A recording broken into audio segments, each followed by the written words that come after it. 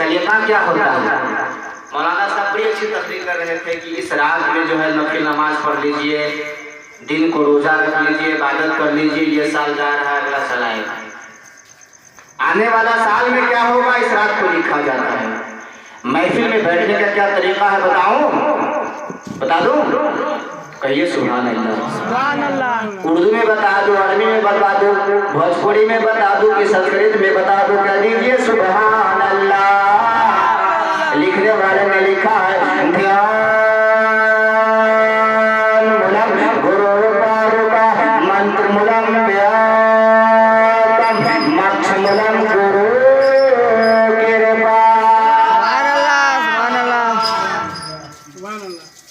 कहने का मतलब ये है कि जब आप महफिल पाक में बैठे तो आपका ध्यान जो आदमी तकरीर कर रहा है, जो आदमी बयान कर रहा है, जो आदमी आपको समझा रहा है, आपके ध्यान उसके ध्यान से लगा हुआ होना चाहिए, आपका मन उसके मन से लगा हुआ चाहिए, आपकी निगाह उसकी निगाह से मिलती हुई चाहिए, तब जाके आपको बात समझ में आएगी।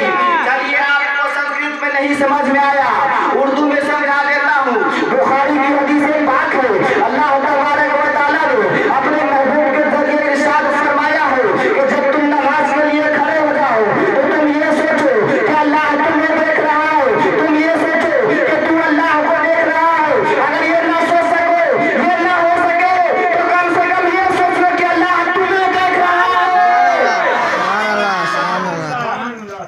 और महफिल पाक में भी बैठो तो जो तकरीर करने वाले हैं, जो गुरु है, जो ज्ञान बांट रहे हैं, उसकी बात को भी सुनिए।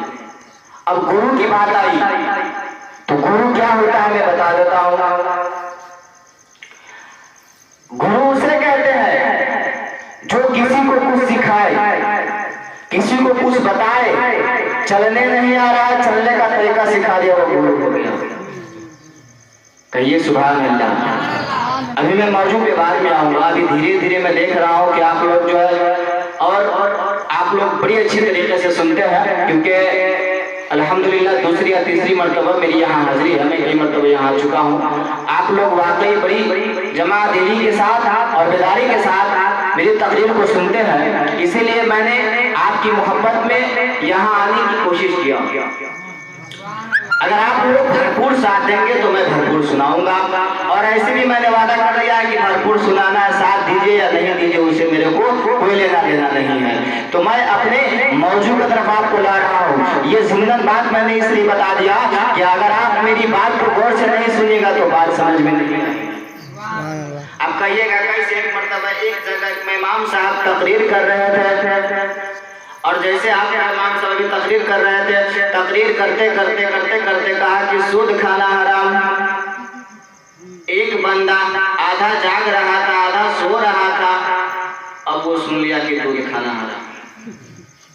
अब बेचारे के पास गाय भैंस रहा होगा, रही होगी, वो गया घर पे और जो दूध था उसके पास सबको नाला में फेंक दिया। उसकी बीवी दौड़ी दौड़ी आई, ये क्या कर रहे हो?